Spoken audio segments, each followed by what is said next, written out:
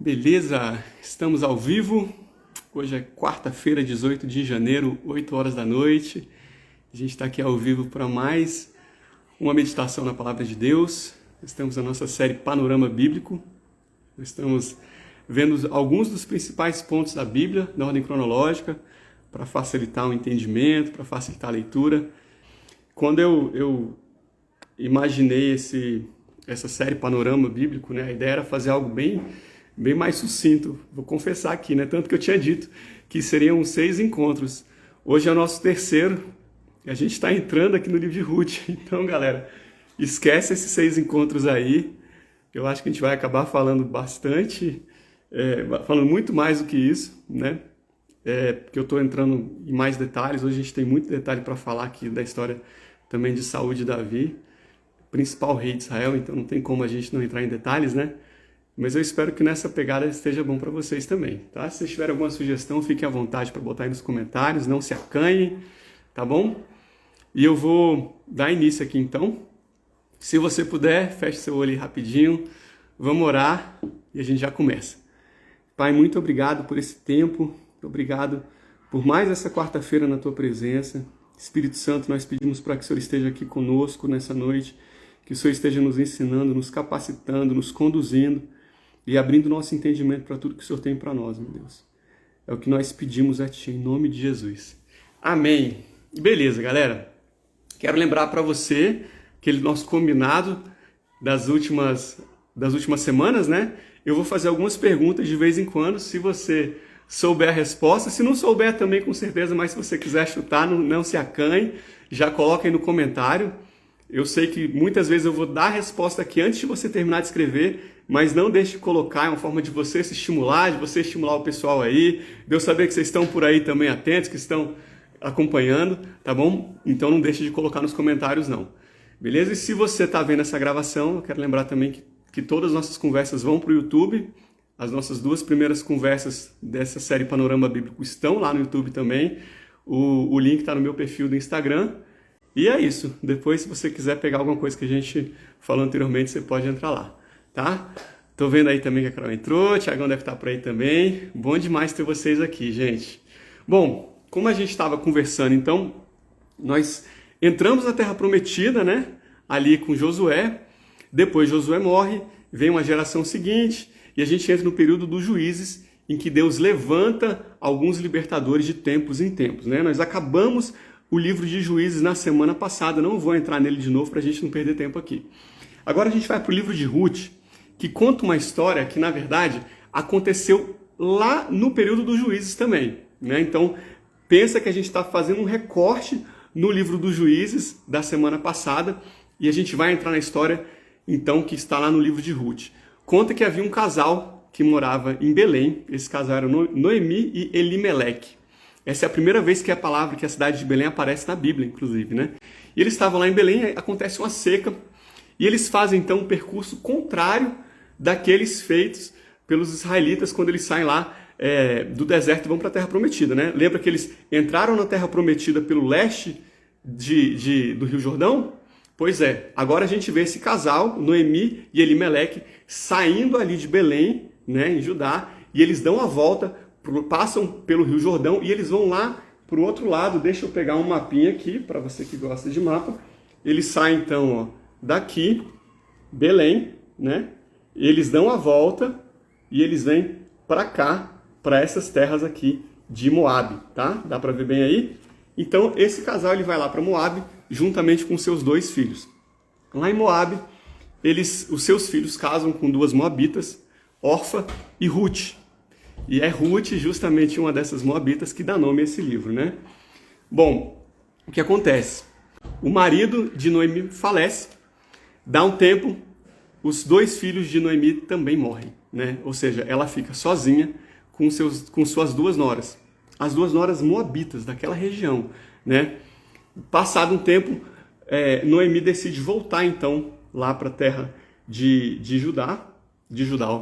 para a terra de Belém, que é realmente, né, Belém que fica em Judá. Ela decide voltar então para lá e ela vira para suas 2 noras e fala: minhas filhas, vocês foram a bênção, mas vocês estão liberadas, volta para casa dos seus pais, vai casar, vai ter seus filhos, vai viver sua vida, né? As duas noras se recusam, não, a gente vai ficar com você. Noemi insiste mais um pouco, como consequência, Orfa volta então para sua casa, mas a gente vê Ruth fazendo uma declaração maravilhosa, uma das passagens também bastante conhecidas, eu vou ler para vocês aqui, está lá em Ruth 1, 16 e 17. Disse, porém, Ruth, não me enches para que te abandone e deixe de seguir-te, porque aonde quer que tu fores, irei eu, e aonde quer que pousares, ali pousarei eu. O teu povo é o meu povo, o teu Deus é o meu Deus. Onde quer que morreres, morrerei eu, e ali serei sepultada. Faça-me assim o Senhor, e outro tanto, se outra coisa que não seja a morte me separar de ti. Ou seja, ela decide de todas as formas que ela iria acompanhar a sua sogra lá para a terra de Judá, para a cidade de Belém, né? E é interessante porque naquela época havia um costume também, né? Que quando alguém morria sem deixar filhos, quando um homem morria sem deixar filhos, o seu irmão se casava com a falecida e o primeiro filho que eles tivessem... Ó, tem um muriçoca aqui, o bichinho tá me pinicando aqui. O primeiro filho que esse casal tivesse era considerado filho, então, do que morreu, né? Justamente para que a linhagem não acabasse ali, né? E quando Noemi insiste para as duas noras para que elas fossem embora, ela até fala, minhas filhas, ainda que eu vá ter um filho, vai demorar tanto até que eles tenham a idade de ficar com vocês, né? Então, vai embora, né? E aí a gente vê, então, Ruth fazendo essa declaração. Bom, Ruth vai, então, para Belém com a sua sogra, e lá em Belém ela vai colher espigas no campo de um homem daquela região chamado Boaz, né? E aí ele abençoa Ruth, ele vê Ruth trabalhando e ele fala para os seus servos para deixar algumas espigas caírem ali para que ela pudesse colher, né? E aí ela volta cheia de espiga para casa, cheia de grão para casa, e a sua sogra fica maravilhada com aquilo ali, pergunta o que aconteceu, ela conta a história, e aí Noemi vira e fala para Ruth que Boaz era um resgatador da família. Resgatador era justamente algum parente próximo que tinha direito, então, né, em cima de tudo, de pegar os bens daquele falecido, né? E aí elas fazem, então, um plano, e aí acaba que Ruth pede para Boaz resgatá-la, e ele faz isso. Aqui a gente está vendo por alto, né? Eu não vou entrar em detalhes, porque aqui é só um panorama bíblico, depois você vai lá e lê a história, que ela é muito linda. São só 4 capítulos do livro de Ruth, mas acaba que Boaz resgata, então, Ruth. Ele acaba ficando com tudo que era de Elimeleque, que era a esposa de Noemi, né? A sogra de Ruth, e inclusive se casa com Ruth, né? Tem mais uma informação muito importante que a gente vê nesse livro, mas eu vou contar para você só mais tarde, porque vai fazer toda a diferença, tá? Depois que acaba, então, o livro de Ruth, a gente passa para o livro de Juízes, ou de Juízes não, de 1 Samuel, né? Deixa eu só pegar uma aguinha aqui. Bom, 1 Samuel é um livro que tem muitos detalhes. Eu acho que a gente vai ficar nele até o final da nossa conversa de hoje, né? Se der tempo, a gente avança em 2 Samuel, mas tem muita coisa interessante aqui, então vamos com calma. 1 Samuel começa, então, contando a história do nascimento de Samuel, né? Diz que um homem chamado Eucana, ele ia todo ano para a cidade de Siló, né, para a casa de Deus, apresentar suas ofertas.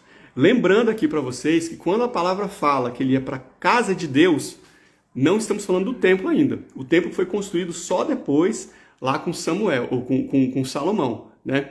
A casa de Deus aqui, a gente vai entender que era a Arca da Aliança. A Arca da Aliança estava na cidade de Siló, né? A tenda do encontro estava na cidade de Siló. Então, esse homem, ele ia com sua esposa Ana e com sua esposa Penina. Lembrando que naquela época era comum que os homens tivessem mais de uma esposa, né? Penina tinha filhos, mas Ana era estéril. A palavra fala que o Senhor tinha fechado a madre de Ana e por isso ela não podia ter filhos, né? E isso atribulava muito Ana. Inclusive, Penina pegava muito no pé dela, humilhava Ana, debochava dela, porque Penina tinha filhos e ela não tinha. Lembrando que naquela época, para uma mulher, ter filhos era sinal de que ela era uma pessoa abençoada por Deus, né? Então, o fato de Ana não ter filhos também simbolizava isso, como se a bênção do Senhor não tivesse sobre ela, né? Então eles estavam lá em Siló oferecendo seus sacrifícios e em determinado momento Ana começa a se quebrantar diante do Senhor e ela faz uma oração para Deus pedindo para ter filhos. E a palavra fala que ela não falava, né? Ela não saía som da boca dela, só movimentava os lábios. E ali estava Eli, o sumo sacerdote Eli. Ele vê Ana fazendo essa oração, ele acha que ela estava bêbada, e ele chama a atenção dela. Ah, isso é hora para você estar bebendo? Pô, isso isso não é hora não. Não, se afasta do vinho. E ela vira para Eli e ela responde ali com muita honra, né? Não, meu senhor, não tome a sua filha, não tome essa mulher por uma filha de Belial. Se não me engano, é filha de Belial que ele fala, né? Eu estou com o coração atribulado, eu estou pedindo algo para Deus. E ele não sabe o que é que está pedindo, ela não fala, mas ele vira e fala que o Senhor te abençoe. Então, que o Senhor te abençoe, né? E aí, o que acontece? Ana tem um filho, esse filho é Samuel, que a gente conhece muito bem, eu imagino que todo mundo aqui conheça, pelo menos já ouviu falar da história de Samuel, né? E Samuel, então, quando Ana estava orando para Deus, ela faz um voto com Deus, que se Deus desse para ela um filho, ela consagraria esse filho ao Senhor, né? Inclusive fala que não cortaria o cabelo dele.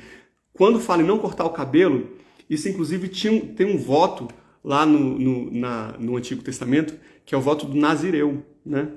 Que esse voto você faz quando consagra a Deus, né?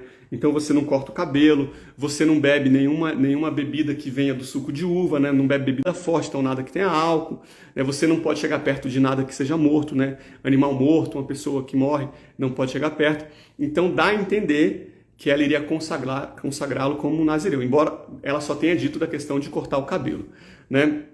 Bom, então Samuel nasce, ela leva Samuel, né, depois que Samuel é desmamado, não fala a idade certa aqui, mas depois que ele é desmamado, Ana leva então até lá a casa do Senhor, e aí Samuel passa a morar então com o sumo sacerdote Eli, né? E a gente vê nesse ponto uma oração muito linda que Ana faz, está logo no comecinho de 1 Samuel, em que ela fala que o Senhor, ele exalta os humildes, os humilhados, e ele abate os soberbos. E essa oração, ela é muito interessante, talvez você nunca tenha parado para pensar, mas essa oração, ela descreve 1 Samuel. Quando você lê o livro de 1 Samuel e vê tudo o que acontece na vida de Saul e na vida de Davi, você vê o Senhor fazendo justamente isso que Ana ora lá no começo.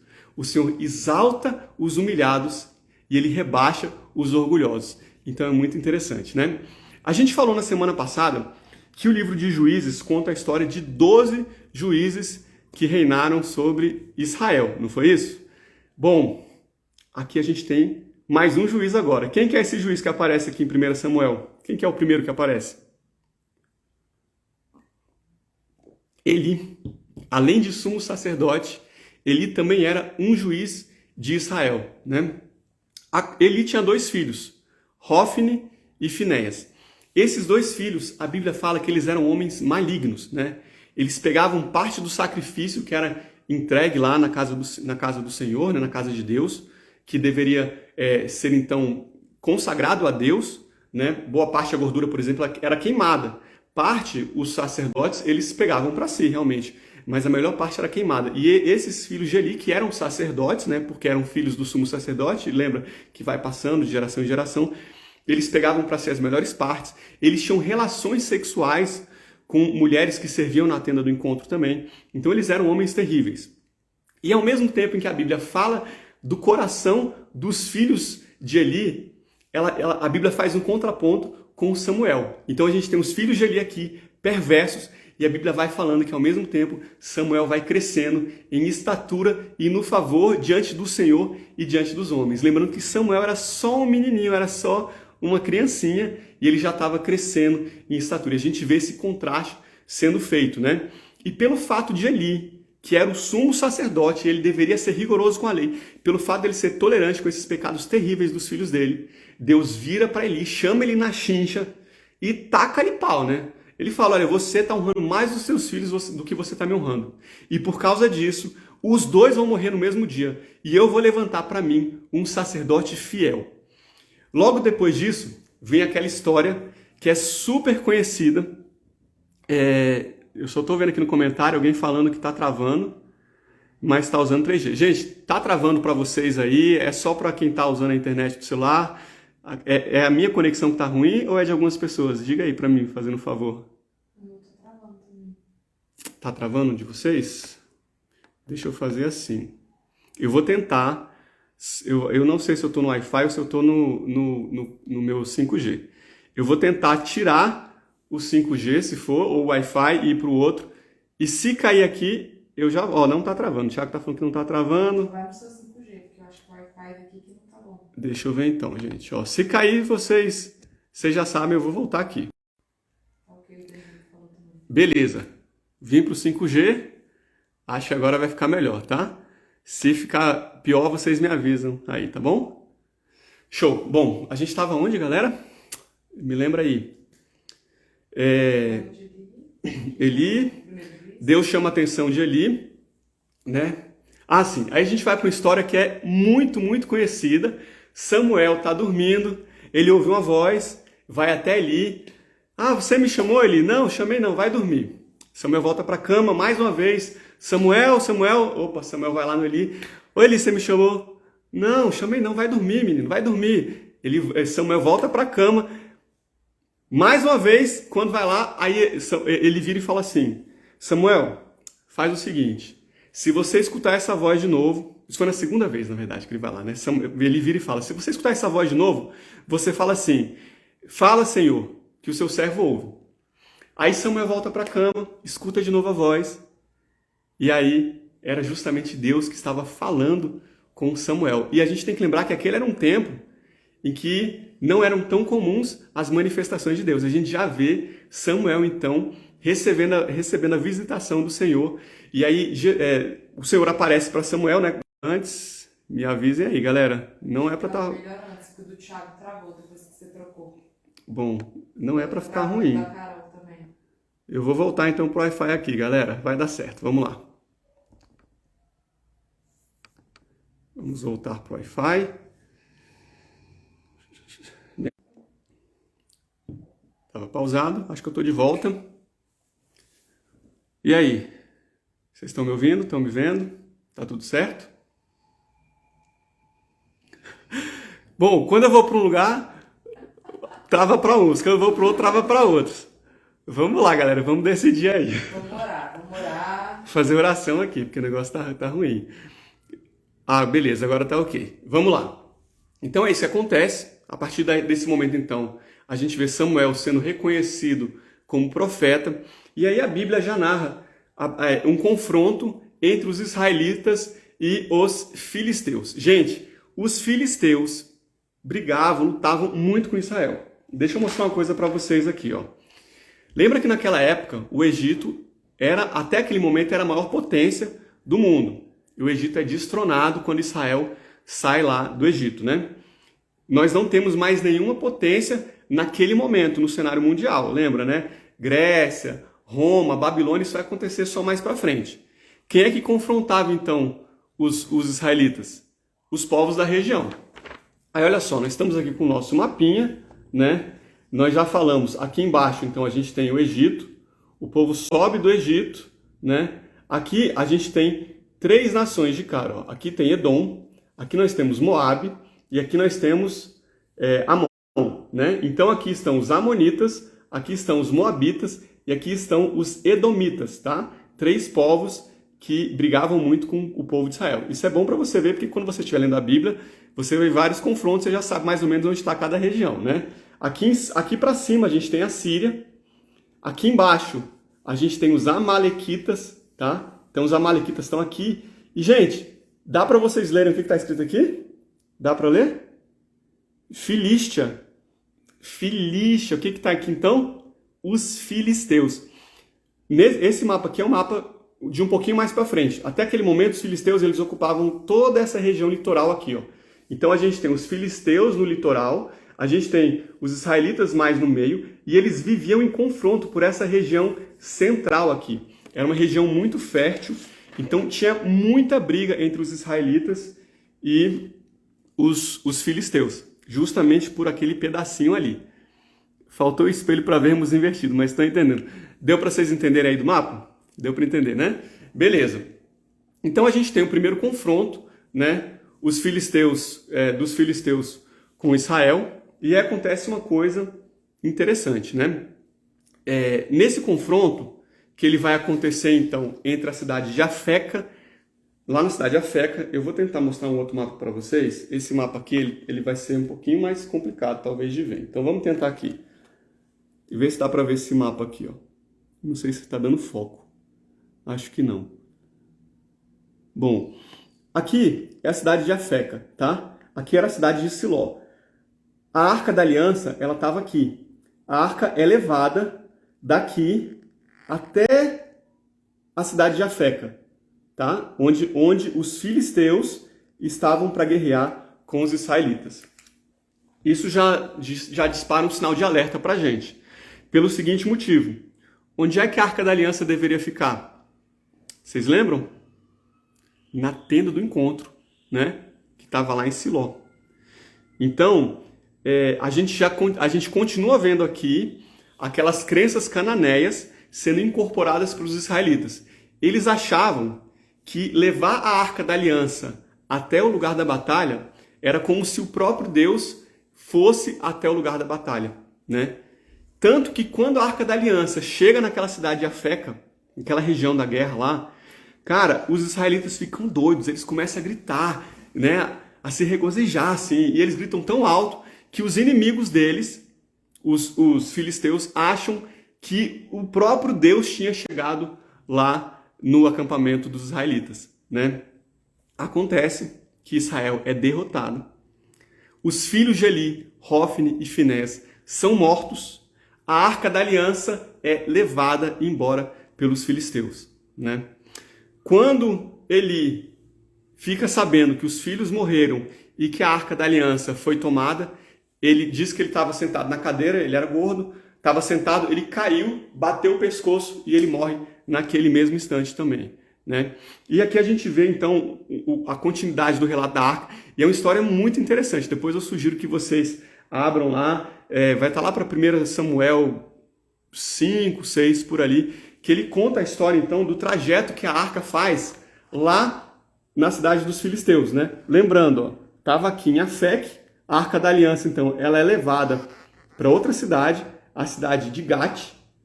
Aliás, ela é levada primeiro para Asdod, e lá em Asdod, a Arca da Aliança é colocada no templo de Dagon. Dagon era uma divindade filisteia, né? E quando coloca lá, diz que a estátua de Dagon cai, né?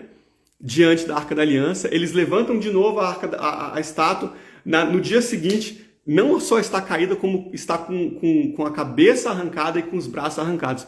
Então, bastou a Arca da Aliança ali, a presença do Deus ali, para destronar, para destruir aquela divindade lá filisteia, né? Para mostrar que Deus não precisa de homem nenhum para mostrar o seu poder, para mostrar a sua grandeza. É isso que a gente vê com essa história aqui, né? Bom, o pessoal daquela região lá, daquela cidade, começa a ter muitos tumores, começa a adoecer. Eles mandam a arca embora. A arca vai para outra cidade. Agora sim, a arca vai para a cidade de Gad, tá? Então a arca sai daqui de cima, né? Da primeira cidade que ela estava, que era Feca, vem aqui embaixo para Asdod, e agora eles levam para a cidade de Gat. Aqui em Gat vocês vão logo mais ouvir a história de alguém que vem de Gat, né? A minha mãe até colocou nos comentários aí, tem um filisteu muito famoso que vem de Gat. Eu quero ver quem vai saber me falar aí nos comentários, né? Quando a arca chega em Gat, os moradores de lá começam a ter tumores também. Ficam desesperados e mandam a arca embora, agora para a cidade de Ecrom, né? Que é outra cidade filisteia. Quando a arca vai chegar em Ecrom, aí o povo fica desesperado, né? Não, traz essa arca para cá não, vocês estão doidos? Vocês já saíram pegando tumor para cima e para baixo, quer trazer para cá, para Ecrom. Aí o que eles fazem? Eles decidem mandar a arca embora lá para Israel, né? Então eles criam, eles fazem uma oferta de ouro, né? Fazem uns tumores de ouro, uns ratos de ouro, não sei por que eles fizeram essa escolha maravilhosa, né? De animais aí, de representações, mas fizeram isso, botaram em cima de um carro puxado por vacas, e aí falaram, se essa vaca aqui for rumando sozinha lá para a cidade de Bet-Semes, que era uma cidade lá já de Israel, a gente vai entender que foi o Deus dos israelitas que mandou essas doenças todas. E claro, as vaquinhas foram lá para Bet-Semes, e aí eles entenderam que foi por causa disso. Depois que a arca foi mandada embora, foi aplacada a ira de Deus, e aquele povo lá, os filisteus, pararam de ter os tumores, né? quando a arca chega em Bet-Semes, o povo faz uma festa, a arca voltou para Israel, que coisa maravilhosa. Mas nessa empolgação, vários olham dentro da arca, lembrando que a arca era um item sagrado, não podia ter contato, não podia olhar dentro da arca, né? Porque representava a presença do próprio Deus. Quando eles olham, vários israelitas morrem, né? E a gente vê lá em 1 Samuel 6,20 a seguinte declaração: quem poderia estar diante do Senhor, esse Deus santo, né? A gente inclusive falou da santidade de Deus no ano passado, na nossa série sobre Conhecendo Deus, né? Se você quiser, entra lá que você vai conhecer um pouquinho mais da santidade de Deus. Depois disso, a arca é enviada para Kiriat Jearim e ela fica lá por muitos anos. E aí a gente vê Samuel agora sendo apresentado como juiz de Israel. Olha aí, ó. Então a gente tinha Eli, que era o 13º juiz, e agora nós vamos para o último juiz de Israel, que é justamente Samuel. Samuel, inclusive, é um tipo para Cristo, né? É um símbolo para Cristo. Samuel, ele exercia 3 papéis, né? Ele era juiz, ele era sacerdote e ele era profeta, né? Qual a diferença do profeta para o sacerdote, inclusive? Vamos lá. O profeta fala com o povo em nome de Deus. O sacerdote fala com Deus em nome do povo. E Eli exercia essas 3 funções. Cristo, ele também foi sacerdote, ele também foi profeta, ele foi rei, né? Lembrando que o juiz, naquela época, assumiu o papel mais próximo que tinha de um rei, né?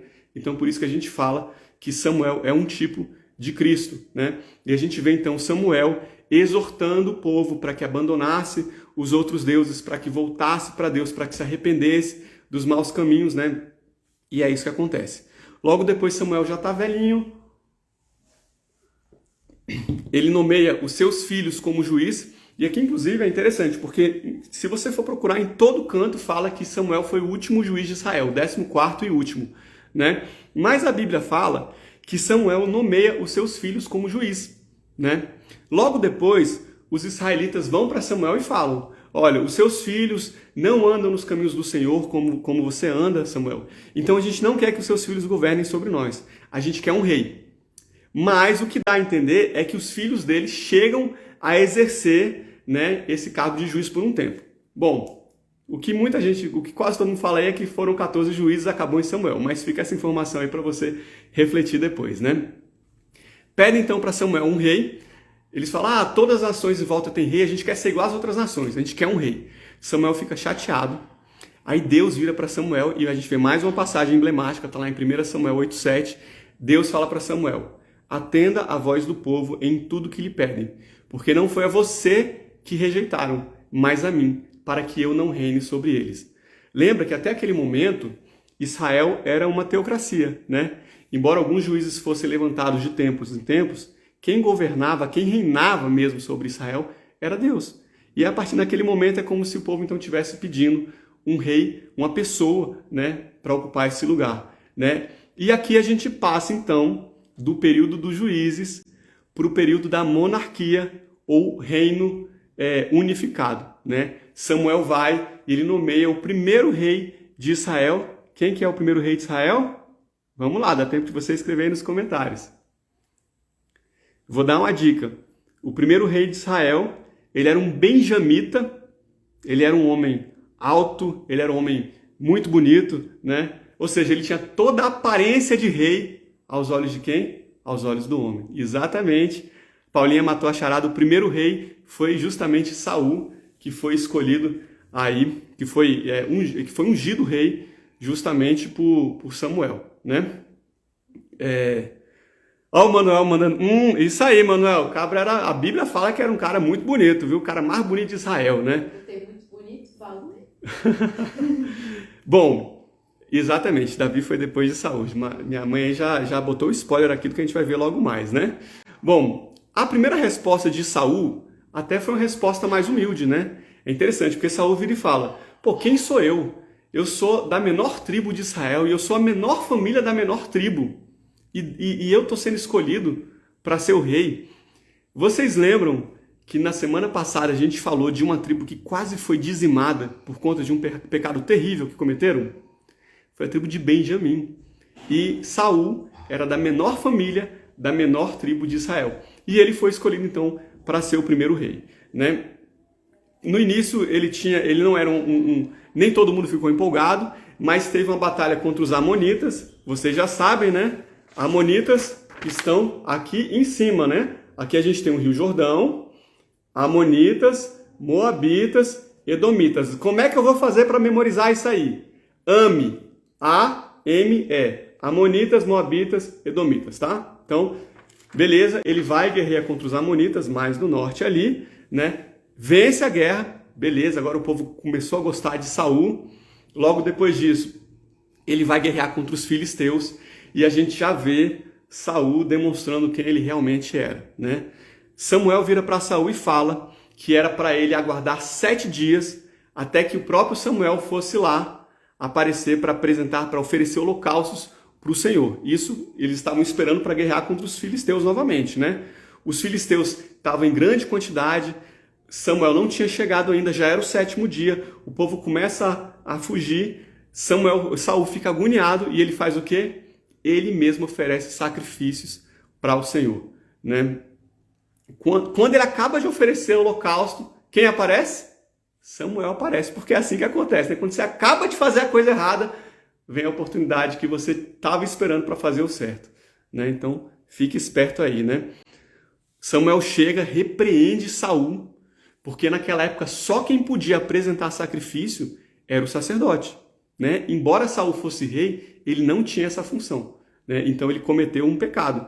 E aí Deus já vira para Saul e fala que por causa disso o reino de Saul não subsistiria, né? Ele tinha escolhido Saul para ser um reino permanente, mas por causa desse pecado o reino dele ia acabar e Deus ia procurar um homem que fosse segundo o coração dele para reinar no lugar de Saul, né? Aí a gente vê a Bíblia nos apresentando então para o filho de Saul, que é Jonatas.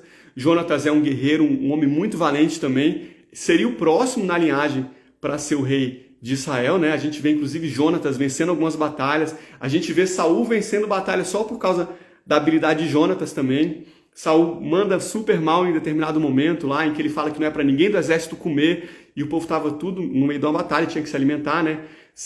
O Jonatas não sabia, ele prova um pouco de mel, e a gente vê lá que ele fica revigorado. Aí logo depois Saul quer matar Jonatas porque tinha desobedecido, e o povo intervém, né? Enfim, acontece uma série de coisas, depois você vai lá, você lê 1 Samuel, porque a minha ideia aqui não é substituir a Bíblia, viu? Você vai ter que ler a Bíblia depois, a ideia aqui é só a gente falar dos principais pontos, né? Mas logo depois, a gente vê uma outra desobediência de Saul, que essa sim foi a gota d'água, né? Deus vira e fala para Saul que ele queria então castigar os amalequitas por causa do que eles tinham feito com o seu povo quando o povo saiu lá de Israel. Quando o povo saiu do deserto, estava subindo, os amalequitas, isso antes de entrar na terra prometida, né? Os amalequitas foram e guerrearam contra Israel. E aí o Senhor virou para Saul agora e fala, ó, tá na hora da gente destruir os amalequitas. Vocês lembram onde é que estavam os amalequitas? Ó, aqui embaixo, tá? Tá aqui, ó, Amaleque, ó. Então, era para destruir os amalequitas. Aí Deus dá um comando, daqueles comandos, gente, que não tem como ser mais claro. Vai lá e passa o cerol e destrói tudo. Aí, pô, e as vacas? Destrói. Ah, e os camelos? Destrói. E as crianças? Destrói. E as mulheres? Destrói. Destrói. Meu filho, destrói tudo. Não é para sobrar nada, é para destruir tudo. Aí, Saul faz o quê?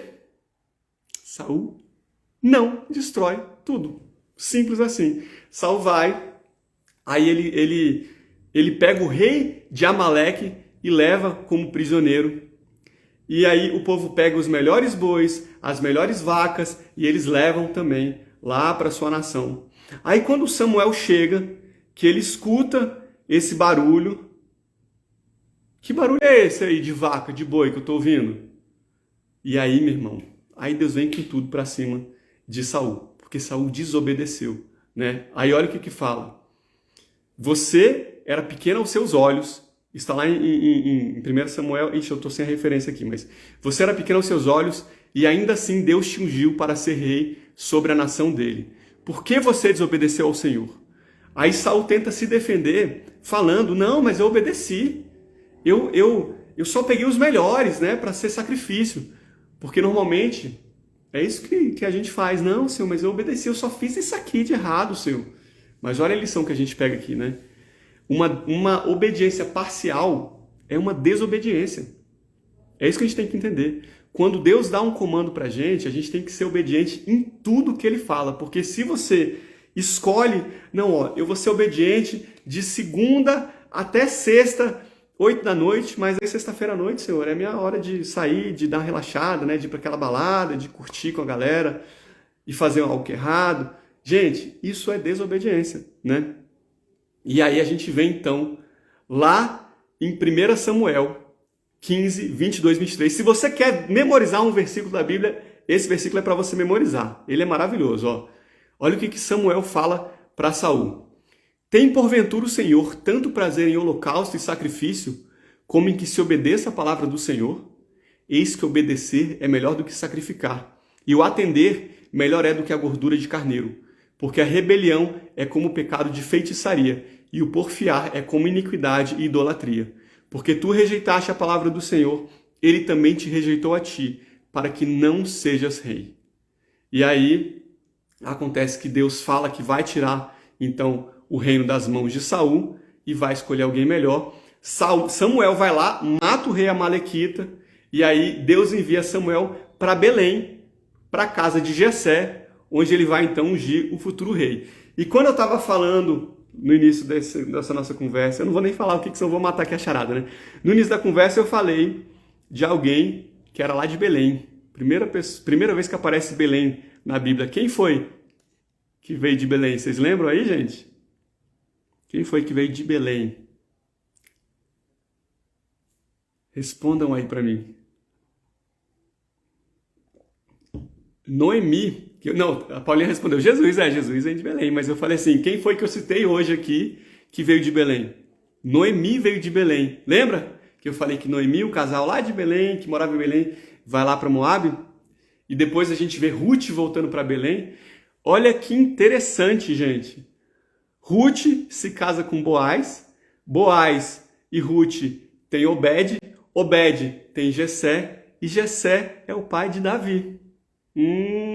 Então a gente vê que Davi é bisneto de Ruth. E na semana passada você lembra que a gente falou da história da conquista de Canaã, ou da entrada de Canaã, que a gente falou de Jericó, que a gente disse que só Raabe e sua família, a prostituta Raabe, que foi salva? Quando a gente vai lá para Mateus, né, Novo Testamento, Mateus 1, de 4 a 6, que fala da genealogia de Jesus, olha isso aqui. E Arão gerou Aminadab, Aminadab gerou Nasson, Nasson gerou Salmão, Salmão gerou de Raabe a Boaz, Boaz gerou Ruth, Boaz e Ruth gerou Obed, Obed Jessé, Jessé gerou o rei Davi. Então a gente vê que Raabe também está na linhagem, assim como Ruth. E aí sim, vem o rei Davi. Olha que coisa preciosa, né? Olha as histórias agora se interligando, se encaixando aí uma na outra na nossa cronologia, né? Bom, chegando lá em Belém, Samuel vira para Jessé e ele fala, olha, se consagra, traz a sua família que a gente vai então oferecer sacrifício para Deus. Quando chega lá, Samuel então tá vendo os filhos, né? Os filhos de Jessé, 7 filhos homens. Aí ele vê o primeiro, Eliabe, o primogênito. Aí ele olha assim, nossa, ele é alto, bonito. É esse aí, com certeza. Aprendeu nada, né? Não aprendeu nada com Saul. Deus vira para Samuel e fala assim, ó. Mais um versículo muito conhecido. 1 Samuel 16, 7. Não atentes para a sua aparência, nem para a grandeza da sua estatura, porque eu tenho rejeitado. Porque o Senhor não vê como vê o homem, pois o homem vê o que está diante dos olhos, porém o Senhor olha para o coração. Pois é, passam aqueles 7 filhos de Jessé, um por um, e todos são rejeitados, né? Nenhum deles é escolhido como rei. Aí Samuel vira para Jessé, pô, vem cá, mas não tem mais ninguém, acabou? Era isso? Ah, tem mais um, tem Davi, ele tá lá no campo com as ovelhas. Pois chame Davi então. Aí Davi vai lá, quando Samuel olha para Davi, Deus fala, é ele que eu escolhi para ser o futuro rei de Israel. E Samuel vai e unge Davi como futuro rei de Israel. Claro, quando ele está sendo ungido, não significa que naquele momento ele já vira rei, tá, gente? Só lembrando dessa informação. Davi vai passar muitos anos ainda até virar rei. Mas naquele momento ele é ungido rei. E quando ele é ungido, a Bíblia fala que o Espírito do Senhor, então, se apossa de Davi. E logo em seguida a gente vê que o Espírito do Senhor sai de Saul e um espírito mau, vindo da parte do Senhor, passa a atormentá-lo. Na semana passada a gente até falou como é que funciona a operação do Espírito Santo no Antigo e no Novo Testamento. E aqui está mais uma prova daquilo. Se você perdeu, você assiste, né? Fica aí até para você se estimular para assistir o que a gente falou na semana passada. Mas olha que interessante, né? A gente vê então que o Espírito do Senhor sai de Saul. Ele tinha entrado em Saul quando Saul foi ungido rei, inclusive, né? Embora Saul continuasse como rei, a gente vê que naquele momento Deus já tinha retirado a bênção dele, a capacitação dele de sobre a vida de Saul. E a gente vai entender então que no momento em que o Espírito de Deus sai, a porta fica aberta para que um demônio fosse lá e atormentasse Saul, né? Então esse é o entendimento. E a gente vê aqui também uma coisa muito interessante, né? Olha o nível de rejeição, olha o nível de desprezo de Davi na casa dele. Talvez você nunca tenha parado para pensar, né? Mas você imagina, gente, Samuel era a maior sumidade naquele tempo. Era o sumo sacerdote, era um homem respeitadíssimo, né? Tinha ungido o rei Saul. Samuel chega, vira para Jessé e fala: olha, eu vou apresentar sacrifícios, holocaustos, e eu quero que você chame a sua família. Pergunta se o vídeo está pausado.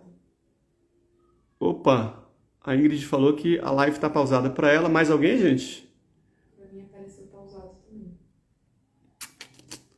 Gente, vocês estão por aí? Se tiverem, respondam, por favor. Que a Ingrid falou que a live está pausada.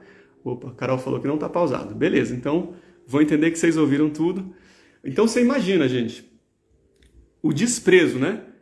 Imagina você ver o seu pai chamar os seus 7 irmãos e aí tá todo mundo ali recebendo, né, na presença do sumo sacerdote e do juiz de Israel, e você lá no campo, né? E não dá para falar que ele estava lá no campo por falta de gente, não. Porque Samuel vira e fala: manda chamar, manda alguém lá chamar. E a Bíblia fala que alguém é enviado lá para chamar Davi. Provavelmente foi um servo de Jessé, né, que foi para lá. Tanto que, por vezes, Davi ia... isso é uma história mais para frente, né, mas às vezes Davi ia para o campo de batalha e ficava alguém cuidando. Então, ele realmente não foi escolhido, né, não foi honrado pelo pai, né, para estar ali naquele momento. Então, a gente vê que Davi ele tinha, sim, problemas muito grandes na sua família, né, de rejeição, tudo mais, né? E aí... então a gente vê aqui Davi sendo ungido como o próximo rei. Eu ia continuar, eu tinha mais coisa para falar hoje, mas eu estou vendo aqui que já são 8h47.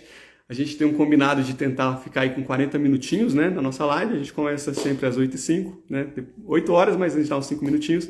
Então eu vou parar por aqui e a gente vai continuar a partir da semana que vem. Minha intenção era acabar a 1 Samuel, mas para não deixar ninguém cansado aí, e a gente não está com pressa também, né, a gente tem todo o tempo do mundo aí, todas as quartas-feiras. A gente vai dar andamento na semana que vem, a partir então do momento em que Davi é ungido rei, né? E a gente vai começar lá pela história de Davi e Golias, né? Então eu recomendo que você não perca. Eu queria agradecer muito a presença de vocês aqui, gente. Espero que vocês tenham aprendido. Vou orar aqui rapidinho, feche seus olhos se você puder. Pai, nós te agradecemos por esse momento, te agradecemos pelos seus ensinamentos. Nós te louvamos porque o Senhor tem sempre algo novo, o Senhor sempre tem um alimento novo para nós, meu Deus. Que nós possamos aprender, crescer, que nós possamos nos estimular em aprender mais de Ti, mais da Tua Palavra, meu Deus. Para que nós possamos ser cada vez mais aperfeiçoados, mais santificados, para que pareçamos mais e mais com Cristo, nosso Mestre. É a nossa oração e nós te agradecemos em nome de Jesus. Amém. Beleza, galera. Ó, novamente, eu queria só lembrar vocês, a intenção aqui não é substituir a Bíblia de forma nenhuma, né? Não deixem de ler a Bíblia. Meditem nas Escrituras, meditem na Palavra do Senhor. Eu espero que esse tempo, né, que essa série esteja pelo menos estimulando você, né, a conhecer mais um pouquinho da história de Israel e com isso ter mais vontade para ir lá na Bíblia e para conferir cada uma dessas histórias. Tudo isso que a gente está falando é citado na Bíblia com tanta riqueza de detalhes, gente, que não daria para a gente falar tudo aqui, né? Mas eu espero que você use o seu tempo aí para fazer isso. Beleza, gente? Muitíssimo obrigado. Tiagão, Carol, valeu, Danilinho. Dulce, Sassá, Manuel, Josh por aí também, minha mãe, Xandinho, Bárbara, Paulinha, Lulu, Sassá, Dara, deixa eu ver quem mais aqui, tia Sandrinha, né? Tava por aí também, tia Lídia, Vitória por aí também, valeu galera, foi bênção. Jennifer tava por aí também, não sei se eu tô deixando mais alguém aqui, mas muitíssimo obrigado, que Deus abençoe a vida de vocês. Eu tô aqui muito feliz, Ingrid também, né? Claro, Ingrid por aí, sempre. Semana que vem tem mais, a gente se encontra por aqui. E se você tiver alguma dúvida, tiver algum comentário, fique à vontade para mandar. Seja aqui no Instagram, seja no YouTube, seja no meu WhatsApp, vocês fiquem à vontade, tá bom? Abração para todos, Deus abençoe e até mais.